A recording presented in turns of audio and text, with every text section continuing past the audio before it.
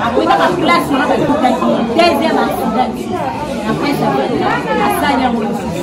mais à mis la nuit, par l'année, Moutou de Yaki, moi, la foi, Moutou parce que je suis là pour les et Matela. Le colonaïe, dans la campagne, sur la nuit de la mouille, à côté les matins. Nous sommes en train de mettre un taillé à Monique et moi,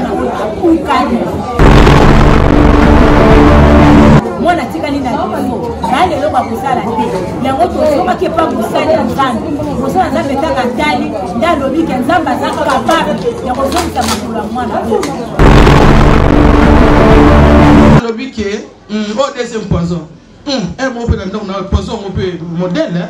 oh c'est deuxième poison toi pas papa vite deuxième poison baba qui ça qui li susu bon poison mo et ça qui neti to meka qui n'est pas longolango babi ah donc à ça on résistait papa au photo s'il ça donc toi va pessier au troisième poison soyez à 4 years sauté mato les awo yoka sauté ogo lobaya oyoka sauté mato oyoka sauté voilà les ayi suko yoka raté donc akomaki ndenge ça boye divisé par 3 na kanko ko maman moko au juste maman na pavillon na pavillon 3 maman a passa alongo la ba poison aebani tala ba mituka asengi biso ba ko senga biso to pesi mais to kanisa ke poison ekei oh to so mona ga makambo ngo songi lisusu donc mutazo keneka ko kufa penza.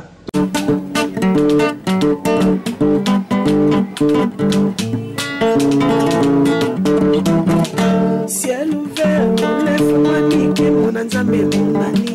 Loboko na tata ese moi minikola baninga mina ye. Ciel ouvert, ciel ouvert, ciel ouvert, oh ciel ouvert, ciel ouvert, oh ciel ouvert, ciel ouvert. Ndeko landaka yango Ndeko talaka yango Oh na Vincent Makeba.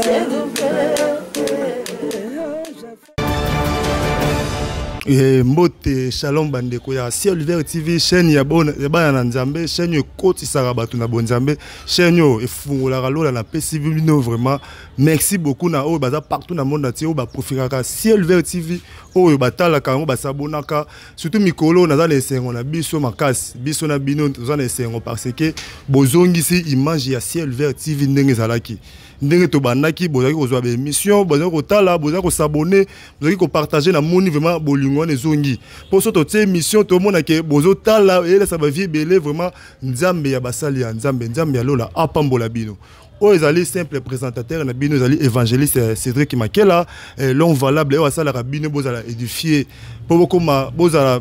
bakambu na kati ya bandako na bino ezala grâce ya Cédric Makela l'homme valable na pesi bino vraiment merci sans oublier les représentants légaux ya Valle de Bereka pasteur Vincent Makela DG ya Ciel Ouvert TV ezali yende nzambe ya pesa ye connaissance nzambe ya sola na ye pona kofungola chaîne oyo pona bana nzambe belé bazala édifier ça grâce ya pasteur Vincent Makela sans oublier molonga linaye maman Bénédicte Makela na pesi ye sous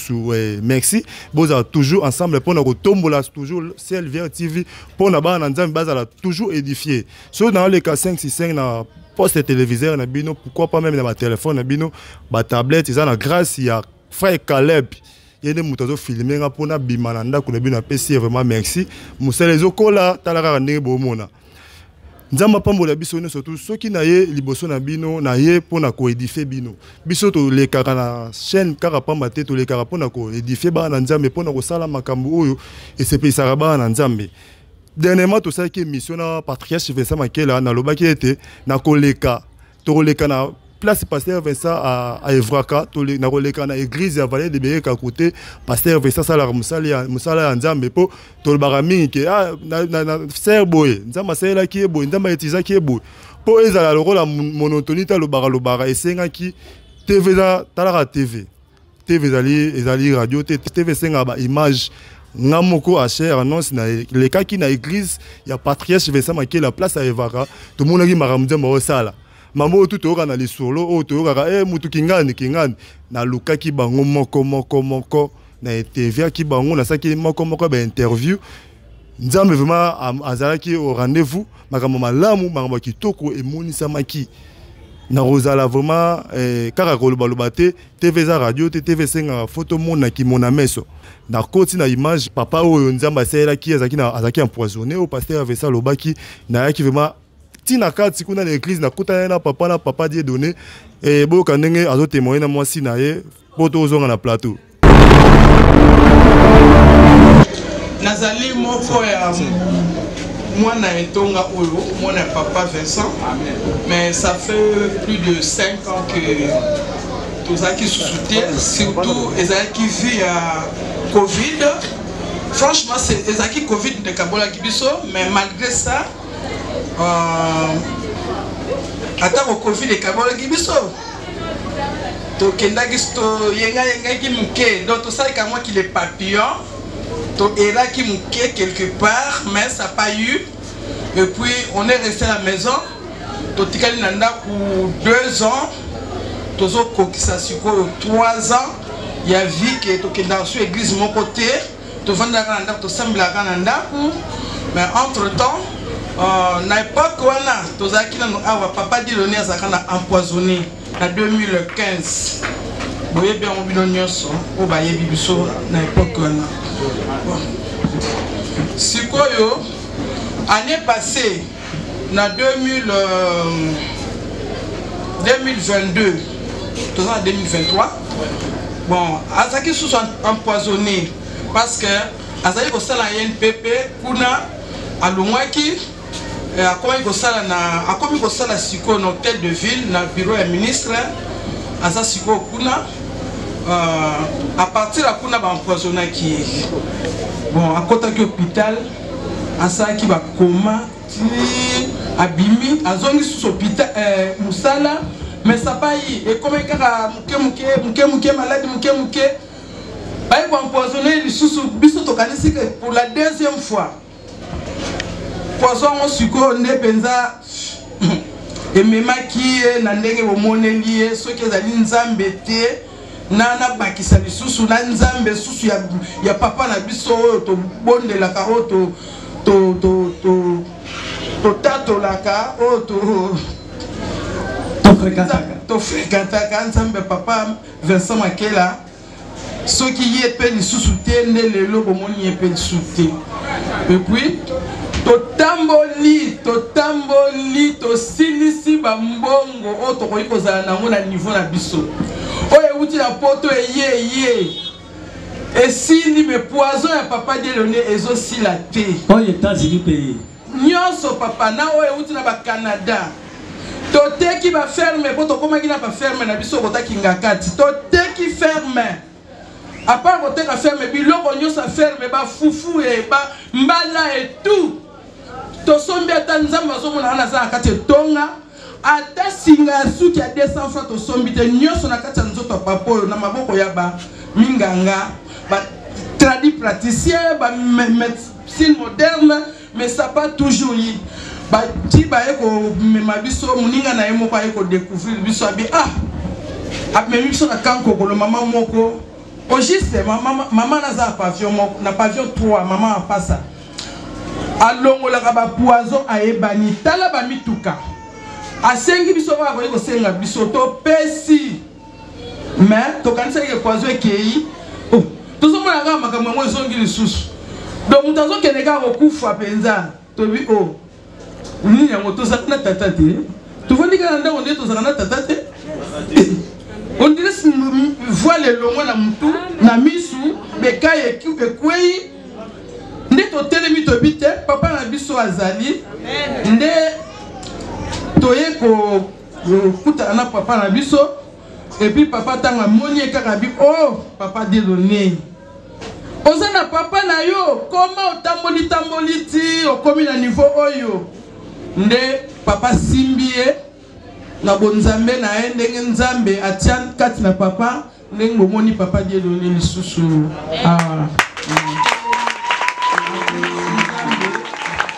nakoloba nakoyoka naza koloba suki nazali koyoka te et puis j'ai fait une transition bizarre na utai na monde moko na comprendre te une nuit là donc na uti na monde mususu pona nga kutu na yeba déjà na stade na dimaki na tongo na koki pour la muka na tongo na la muki na santé ndoto na nyonso on dirait mutu ba uti ko boire que dans ce roi carton banda jour na poso na nge sanza na commande de carton so sininga okanisa ba carton poso sembe ya bo moto eza kasute et j'ai rien pantou na koga suko tambola te OK ça les toilettes et puis pour ça nous avons papa ceux qui ont sanza bozo mona be fort moko mtazo sala même pendant 15 minutes soy nyoso ezobima maya misu bapanzi pasi mama nyoso meta on sanze lo hotel be crachat PTB ka soy be soy be o bozo ka papier toilette pa musi c'est que fort nyoso wana somo il faut voter. Tant que papa zui makamnyo sa main au sanza et parce que mutu poisson faut sanza bio. Je dois te dire. Na au sanza on a tellement ça la que fort. Et puis qui n'a place na au sanza. Ah attends bah toi on doit se voir au kansa. Irlement ndenge wana. To faut vraiment na zamba. Naza ko irle. Alors na rebisa kenga na moni ngai. Attaquer na 2 francs. Les attaques poison, les appels spirituels. Donc les gens qui ont fina na piqué. Donc na eko constater par la mort qu'on a besoin na salaka. Et ni biminga. Donc en plus il y a ma camera pas sinon je suis ni bakana. Somme on a erré. Qui s'en a mêlé papa? Celui de Tiango en termes de vitrage. On a besoin de mêler à 200 de 300 litres. Il y a liquide. Où ils allaient que qui donc on a comme qui on ne saurait pas le papier ici dans le cas. Na éviter sur les que créer na d'autres. Donc ma kam susu moko moko zibani bozonga normal. Na kwa kiboyi. Mai o na bondeli pona yango. Et il peut ko tungise muke. Pe comme le ko la kisi. E bana ko normaliser ba poumon e baki, ba fo ezikaki e ozong sango. Ta bana ozong sango a ko souffrir muke. Bo banga te. Ya ba benga ngai na prier pona ye, azaki pena na pasi makasi. Mais ça a 30 minutes à journée normale. T'as pas de nous que ça cani. Ça va. Vous avez dit? Ça va. Ça va. Tu vas te dire que nous avons ma casse.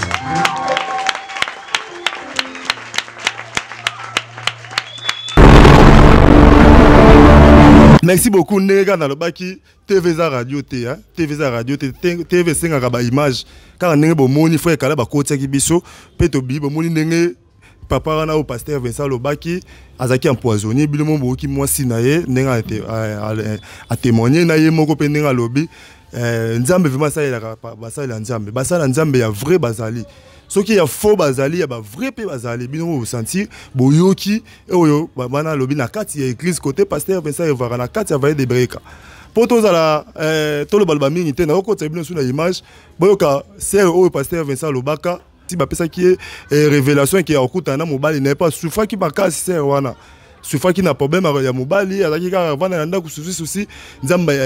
à travers pasteur Vincent nzamba révéla qui c'est wana akutana mobali na ye place boyebe bino boloka ndenge sere wana koloba frère Kalabi kota biso ya bilima je bato bamona toujours continuer toujours kaka na église ya Vallée de Bireka là où l'homme de Dieu patriarche Vincent Makela Evraka toujours na musala kaka toujours continuer ba interview na bandeko comment Nzambe ko sala makambo ba témoignage et ça la bien pour na ko édifier ba tumususu baza libanda pour na ko édifier ba tumususu balinga ba kota ba pasteur doute to landaka ba interview pour toujours na sœur à présenter la présentation et la témoignage au Nzambe ça lié mbote sœur mbote papa to monio awa moi si to boye o vandi boye ozawa précisément na ça en église à Vallée de Bireka na ça moko ya biso na Vallée de Bireka église o trouve pasteur Vincent Ndengeni na trouve serviteur mosa na Nzambe moko très puissant na onyo sa osa elanga awa kat ne tonga na banda na ya awa na mona ka vraiment en tout cas vraiment na zwa pena papa nzaba ndenge pa papa molimo moko penza aza pena puissant azo sala pe nene katina. Bon merci et le ko me pousser ngai na ça na interview parce que ba négocier le verbe balanda ki pasteur Vincent pesa ki yo prophétie moko boye Albert apesa ki ba orientation la prophétie moko boye mais et salami comment o yambaki prophétie ngozala ki noni. Bon, papa orienté kinga na makambo pona libala vraiment zaki pasi mingi pona ngana so pena mobile pena o ya volonté Nzambe mingi na zaki na bango o na zaki pena koza na bango donc na soufa ki ami koza koyoka volonté Nzambe te à travers mosali ne passé Vincent titango nozoko baba prière ka pana moninga bité sérieux vraiment yo mobali o zaki na liboso na yebisa ko kazaki mobali na hote mais tellement bolingo zaki makasi ngana eto bochi na eto vani na mena souffra ki kozanga koyoka o papa bande ko loba ngaki aza ya ngai te wana mobali wana moni oko souffrir na vie na yo na moni vani na ndaku ne mais ozolela mais na tiaki ka bateti mais o na mona ki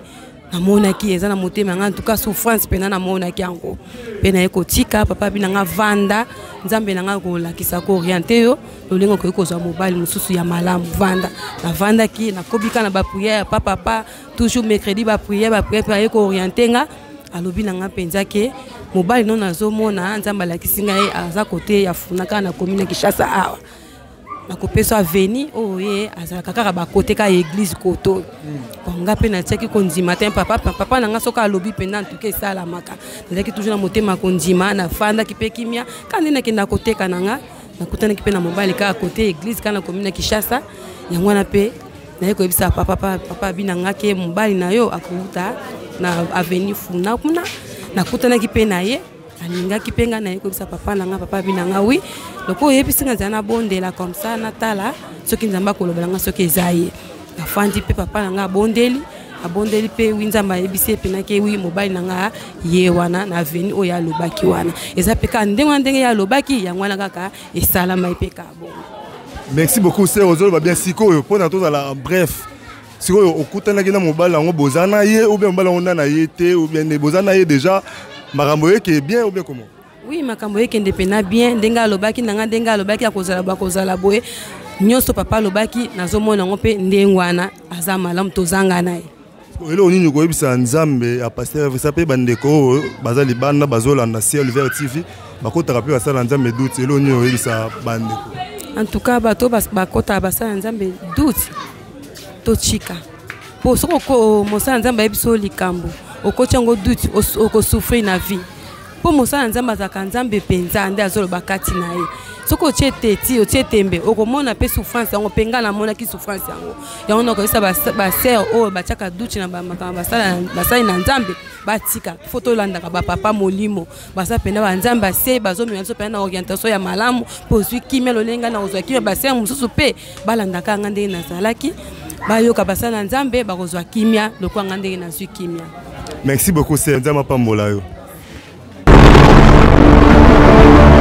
Merci beaucoup. Toza toujours dans Netolobaki. TV Eza Radio T. TV Eza qui mon ameso. Binomo bomoni.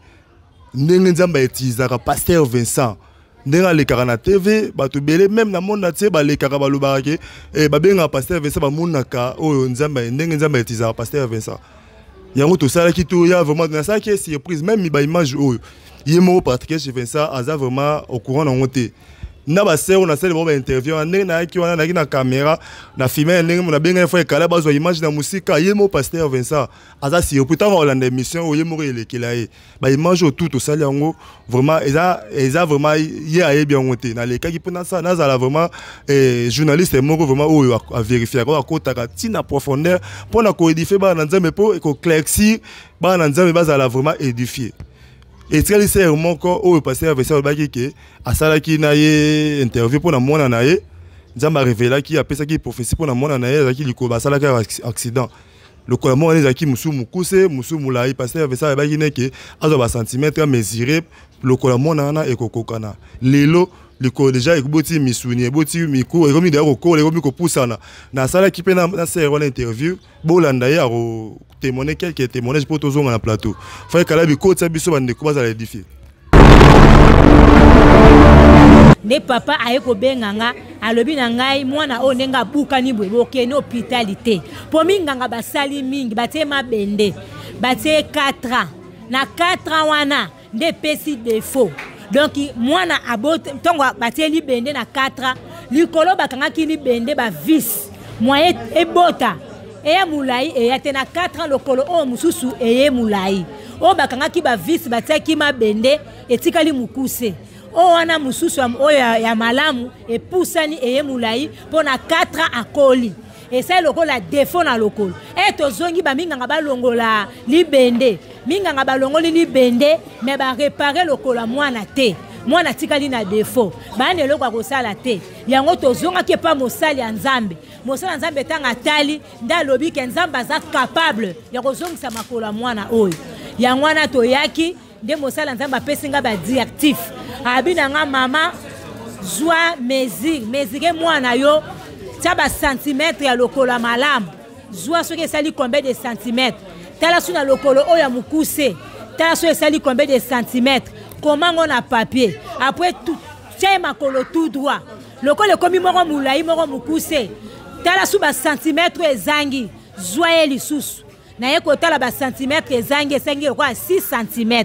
6 cm na ngonde ezangi epesi défaut na lokolo mususu nde mosala nzamba pesinga ba pratique alobi na nga na sala tangu na sali yango alobi nzamba orienté nga na ke na bokoko ba mama o ba simba ye tangu ba ndoko simba ye na pratique nga banda ko sala ye na saka maloba mwana oyo mukuwa wane kobota eko pusana afeke mwana oyo lokolo na ekokana na salika nde mosala nzamba lobaki na ngai tangu tokei na kine batali mwana balobi mwana mukuwa na ebandi kobota yango tangu tozongi mosala nzamba lobi na yebisaki yo mukuwa mwana oyo kobota makona ye ekopusana ekokejute lokola mulai kino ekokokana ndenge nzamba lobi yango moni na yeko tatola parce que na bandi ko mona ba fui nzamba kosaka te minganga balembani mwana oyo basali opération batema bende me cheke monani mais epai na nzambe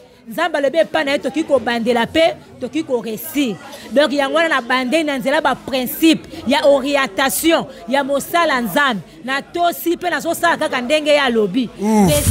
ouf c'est vraiment mais là normal bande oyo bodutaka mingi na makambo basala nzambe basala bodutaka mais que basala nzambe oyo aloba oyo ngai na vivra mwana na ye neta komaki babokelaki malade komaki ekola folle na vivra neta asali accident na vivra neta nenga komi toza pena mwana ngo awa c'est na otuna pe mwana mo question muke mais sikoyo makambo nyonso tu wana lobi wana tango mwana komaki bon yo tozo yo na mwana mwana osala ma émission pour na yo pour codifier bato ebele na otuna question mo ya muke ya suka c'est tango siko mwana batutaki ezaki avant comme liboma batutaki tango azana normal azana liboma te nde batuti tant batuti abongi akomi bien après kaka place wana batutaki deuxième accident lisusu na prince à 24 asali yango lisusu nde ya mi balende mutuke yaki mwana kwei tout droit mutuka siko ezoya na nzela po eleka na libumu ematela ye nde nzamba lola atali kaka alliance asalala na mosene pasteur Vincent na nzela pe ya kolera na ngai pe mwasi ya mabondeli mwasi koyika mpiko nde nzambe ayoki ngai mawa ndenge ayokaki na bible mwana mwasi oyo mawa nde atelemisi mutuka na lokolo place mwana kufa malamu mutuka efanda ata na lokolo ya liboso ebuka ta lokolo wana ke mwana azala vie namona ye do yango moni accident asalaki nde ya mibale mutuka esukaki na lokolo na ye nde ebuki ye lokolo ya kwisi yango mwe batiaki eli ça va c'est mami merci oloba bien toluka vraiment tout ça une émission mobimba pour un témoignage tout ça une émission témoignage mais la ligne caméraman international aux sœurs mukie tout une question moko pour na ko édifier ba na nzambe shalom sœur shalom makambu mama zolo ba eza livré to e moko 20 ans te solo okoyebisa bandeko oyo badutaka na basali ya nzambe badutaka pe na miracle ya oyo nzambe asalelaka basala nzambe okoyebisa bango nini bon ya kodute eza te parce que nzambe akosa te oyo nzambe alobi yango kaka nde eza ainsi parce que ya kodute mpe eza te mpa nzambe babandela mpe ekoma. Merci beaucoup, merci na bandeko surtout bandeko bazwaki vidéo bande kino na suka bilimo bomoni eza vraiment habitude na biso te eza habitude na biso to kozwa ba image kolekisa yango batala yango même pasteur fait ça babiloko alinga yango te na sali yango kaka mpona koédifier ba na nzambe partout na monde entier o balukaka bazala pe bamona kimona meso po msusu koloba boye bamsusu bakotaka doute eza lokuta eza boye tosalaki yango mpo tokota po bato bazala toujours édifier. Vraiment, merci beaucoup na mondeko azwaki ta ya Rolanda émission oyo. Merci beaucoup na Patrick Chefesa Makela. To moni vraiment différence makasi to moni ke nzambe etizaka yo. Yango to côté vraiment na profondeur ya makambo surtout nzamba pambola yo pasteur Vincent on continue toujours kozala dans la vérité pe nzamba etizaka bato belé mabote belé bazala édifier nzamba pambola yo pasteur Vincent Makela et na bosa inte staff mobimba ya CLV TV pe église va de Bereka o baza différent na monde entier partout nzambe ya lola nzambe basali ya nzambe azala na bino et mama Benedict Makela na pesi yo mbote na pesi libota ya bana na nzambe surtout libota fa Makela na pesi bino vraiment merci na bandeko nyo surtout oyo balingaka Ciel Vert TV nzambe ya basali ya nzambe ya pambola bino sans oublier Divin Losambo sans oublier basali ya nzambe sans oublier batunyo surtout baza à travers ya monde entier et nzambe ya lola nzambe ya basali ya nzambe azana bino tokokutana et na prochaine émission na robot santé na koyamba mobele pasteur Vincent Emoko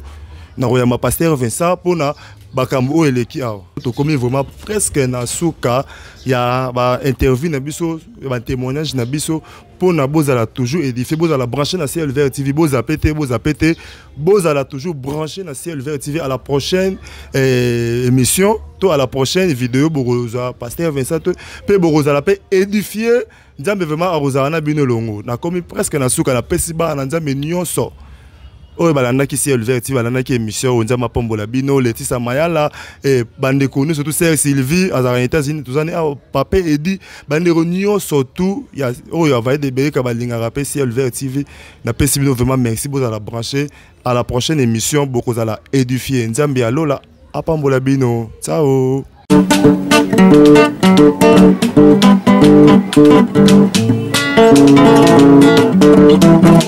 Ciel ouvert, lève-moi nique mon nzambe monani loboko na tata ese-moi milikola baninga bina ye ciel ouvert ciel ouvert